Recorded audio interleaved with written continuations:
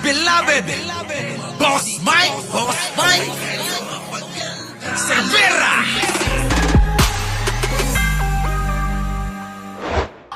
Grabe mga kababayan, kapal talaga ng mukha ni Sara, no? Oo, pero ano pa nga ba ang ending ng hearing kahapon? Diretso na sa plenary. Oo, diretso na ho sa plenaryo at pagbobotohan na ho. Ito hong nangyari nga po. Oo, nabotohan na din diyan po sa may sa komite ni Luistro. At nakakuha ho ng 55-0. Yung mga kakampi mo, Sara, iniwan ka na, tangina mo. Wala na, oh. Alam nyo kung bakit namin minumura si Sara? Kagagawan nila eh. Sabi ng mga, sabi ng bingot, yung pangit, yung ganyan yung mukha. Yung ganito yung mukha. Sabi daw, babayaran daw siya ng 150. Murahin lang daw si Sara. Sabi ko naman, puta ka na, dimurahin na natin. Diba? Putik na yan eh. Oh. Rose Agsalud, usog-usog ka nga. Usog-usog ka, umusod. Oo. O, diba? Kaya ikaw, Sara, putang ina mo. Papakalat kayo ng ganyan para makasira kayo kay Pangulo. Diba? Nagpapakalat sila ng ganon sa pamamagitan ng ngongo. Utang na, bakit ganon? Di ba? Papakalat kayo ng ganyang issue para sirain si Pangulo, kunyari, babayaran yung ngongo. Di ba? Kunyari yun eh, kunyari, babayaran kami. Di ba? Ano ba? Okay ba yung audio natin o ihinto ko na to? Nagrereklamo si Rose Agsalud eh, kanina pa eh. Nawawala ba? Nawawala, bumabalik, nawawala, ganon. Ganda-ganda naman ng boses ko ah. Loud and clear daw eh. Ikaw naman, umusod ka na kasi doon sa dulo. Boss Rose Agsalud, sa dulo ha. Diba mga kababayan ko, kaya wag na kayong magtaka ha, kung bakit minumura namin yung putang inang malapad ng mukha na yan. Sila naman ang may kagagawan yan eh. Gagawa-gawa kayo ng eksena. Kunyari, babayaran yung bingot, putang ina, magmumura yung, hinya mo! Paano magiging malinaw yung mura nun? Diba? Binayaran yung ngongo para nakaka-insulto kayo, putang ina nyo. Diba? Nakaka-insulto yun, mga kababayan, kay Pangulo. Wala bang isip si Pangulo? Kahit hindi kami bayaran, kahit wala, kahit eh. Diba? Pwede naming murahin yung putang inang yan eh. Wala naman ng silbi yan. Ilang taon na nakakaraan? Kayo, mga kababayan ko, nakaramdam ba kayo ng serbisyo ni Sara Duterteng baliw na siraulo? Paki-comment nga. Baka naman nakatanggap kayo ng limpak-limpak na salapi na galing sa mga nakaw niya sa confidential fund niya. Paki-comment naman dyan kung naramdaman nyo yung kanyang presensya, yung kanyang serbisyo, yung kanyang tulong, galing dito sa putang inang anak ni Digunyo. Walang iba kundi si Sara Duterte nyo. Meron ba? Baka meron naman. Wala, Boss Mike, puro fake news lang kinakalat nila. Yun na nga eh. Kaya nga ang tanong ko sa inyo eh, baka naman yung mga anak niyo nakatanggap. Yung mga pinagbubuntis ng mga apo nyo. Utang lang, baka mamaya sabihin ni Sara, yung pinagbubuntis. Bakit yung pinagbubuntis? Pag pinanganak yun, doon pa lang ako magsiservisyo. Utang ina, Jing Martin, admin na, BMB Joby. Hayop baka si TGRK, meron ka? Utang ina wala tayong narinig dyan kundi magmura lang, magalit, di ba? Magmukhang siraulo. Sabagay, siraulo naman talaga yan, mga kababayan ko. Oo, napakarami na natin pinakita na talaga naman hindi natin maintindihan kung ano yung pinaglalaban niya. Papaliwanag, binabasa na lang, nagkakamali pa. Putik na yan talaga. Yan, legacy niya yung mambato ng laptop at saka magmura. Kaya nga mga kababayan, alam nyo, sabi ng mga DDS na kaibigan natin, kaya daw binato ng laptop yung isa na abogado, kasi nga daw, pinipilit ni Sara na pumunta sa hearing para daw kahit papano may presensya. Masabi na matapang siya, ganun. Kasi nga, napupulaanan, di ba? Nagugulpi si Sara sa salitang takot. Oo. Kung wala kang kasalanan, humarap ka, ganun, Puro ganun, Ha? Di ba, mga kababayan? Ngayon, mga kababayan ko, mukhang pinipilit. Pinipilit Oo. Humina po uli. Baka naman nasa unahan pa kayo. Okay, mahina. Sure kayo, ha? Ayusin ko, ha?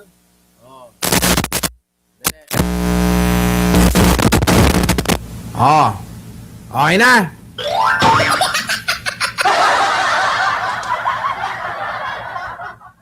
Press 1 kung okay na. Press 1 nga. Press 1 kung okay na. Okay na.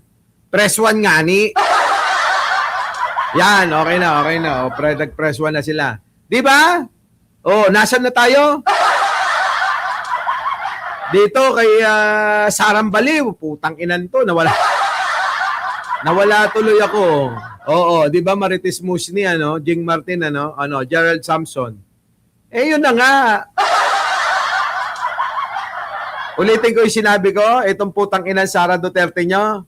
Ayan, kita nyo, namato ng laptop. Namato ng laptop kita nyo mga kababayan ko, ang payo ng mga abogado daw, sabi sa kabilang kampo, mamaya promise, busy lang talaga ako, bibili ako, ha? Ayon sa kabilang kampo, si Sara Duterte, pinayuhan na kausapin si Ramil Madriaga, saan? Sa kulungan. Kinausap Pinuntahan ng ilang beses Di ba? Pinuntahan ng ilang beses ni Sara Duterte si Ramil Madriaga at saka si Tebes. Ang tanong nga natin, anong ginagawa mo dyan? Tinatangging mo nga na hindi mo kakilala. Para daw, ang siste pala, dalawa yung bibisitahin niya, pero ang idideklara, si Tebes lang ang binisita. Ang tanong ko, anong pinupunta mo? Bakit mo bibisitahin yung si Tebes? Ano yun, nagpapabengbang ka ba? Hindi kaya nagpapatira si Sara Duterte? Di ba mga kababayan ko, alam nyo naman yung mga preso, sabik na sabik yan sa bengbang. Walang bengbang doon, mga kababayan, kamay-kamay lang. Di ba? Ngayon, ang tanong ko, alangan naman na bengbang yung pupuntahan doon.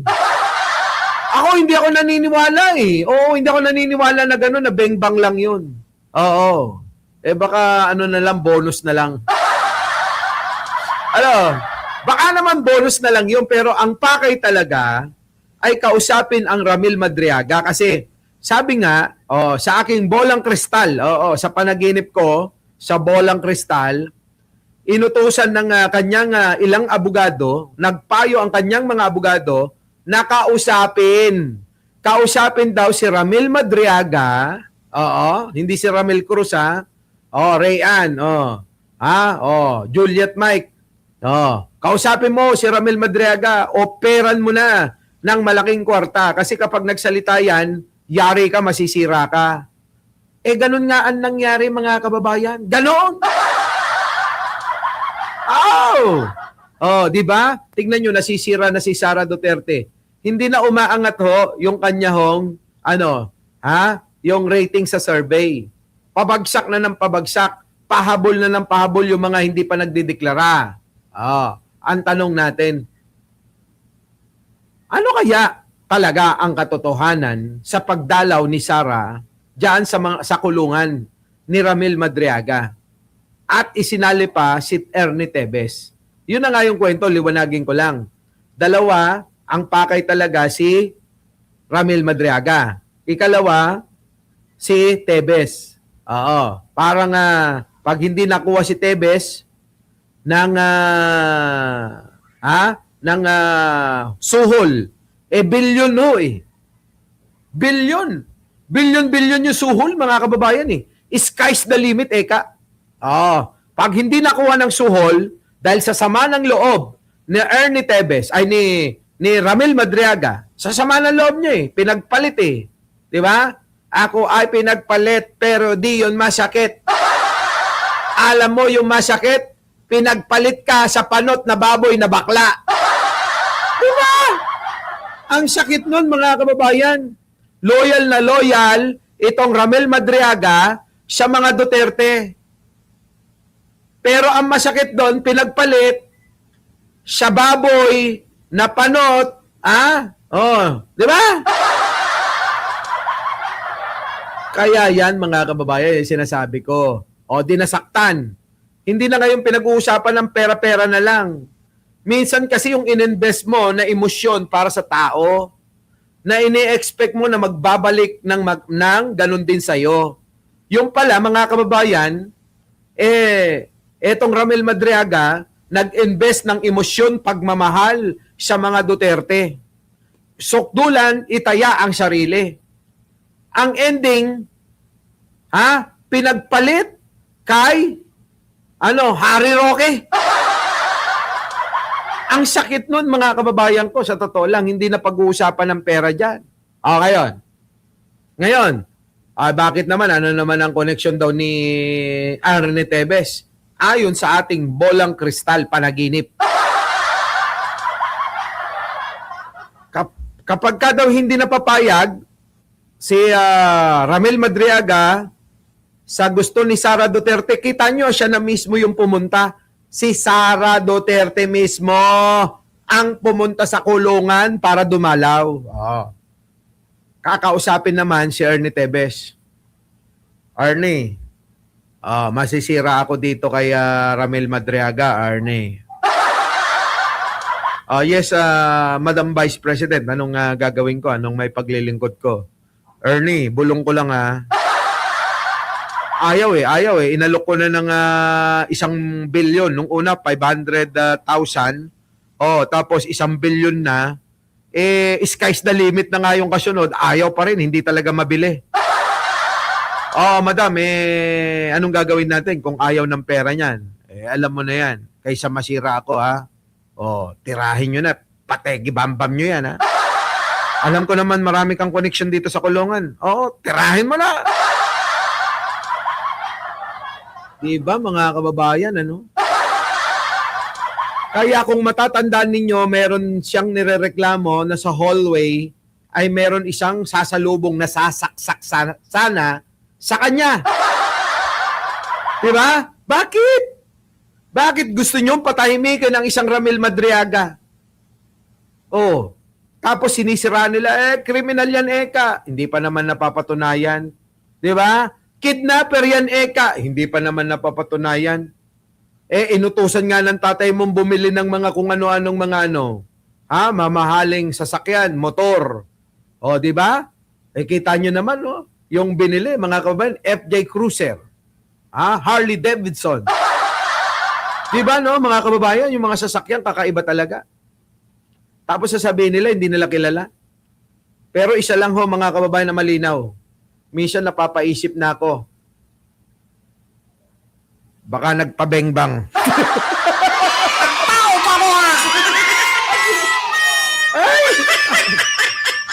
Alam nyo naman ang trip ni Sara. Minsan yung trip ni Sara, yung mga kakaiba, Parang yung mga hari nung araw, yung mga hari nung araw, sa halos lahat na ng pagkain, nakain na nila, gusto nila yung kakaiba. Ewan ko kung nararanasan nyo yan, ha? Oo, Kabsat Makoy, ganun ba? Di ba, no? Ha? Kasi mga kababayan ko, may mga ganyang mga tao, yung nagsasawa, meron nga dyan, di ba? Lalayo pa ba kayo? Si Sara Duterte, nagsawa sa asawa, ayun, nakipagbengbangan sa kapwa babae. May ganun kasi, yung mga utak nila kakaiba sa sobrang dami ng pera, sa sobrang karangyaan, sa sobrang gusto, nakukuha nila lahat yung gusto nila. Yung bang mga kababayan yung mga pumapasok na sa isip nila, yung mga kakaibang bagay na Tignan yung mga kababayan si Sara, di ba? Ganyan. O kaya siguro, ano lang naman ito, no?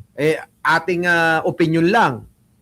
Baka naman mamaya nga, ang trip niya, makipagbengbangan sa kulungan. Baka yun yung pagnanasa niya kasi may ganito naman mga kababayan na pagnanasa Gusto nakikipagbengbangan sa mga delikadong lugar, di ba? May nakikipagbengbangan sa kotse, yun yung gusto nila, libog na libog sila ron May nakikipagbengbangan doon sa rooftop. Yun yung mga trip na trip nila. May nagbebengbangan na nasa hotel sila, bubuksan yung kortinang ganon, bubuksan yung ilaw, yung kitang-kita sila. May ganon may mga ganong mga trip yung mga yan. Nako! Gusto nila yung pinapanood sila habang nagbebengbangan sila. Di ba? Meron namang iba, kahit may kasama, magbebengbangan. Yung, alam nyo yung yun yung, di ba no? Minsan daw masarap yung medyo nininervyos-nervyos ka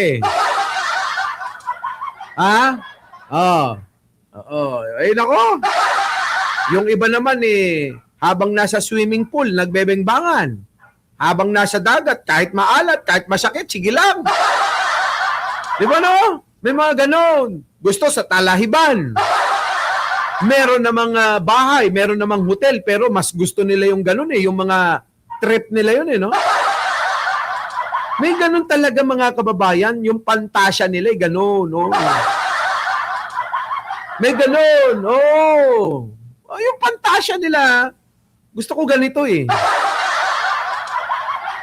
ngayon, dahil napag-uusapan natin tong pagpunta nga ni Sara Duterte sa kulungan, hindi kaya ganun ang trip ni Sara? Kasi sinasabi naman ng mga kampo ng mga DDS, hindi naman daw sinuhulan. Sinubuan.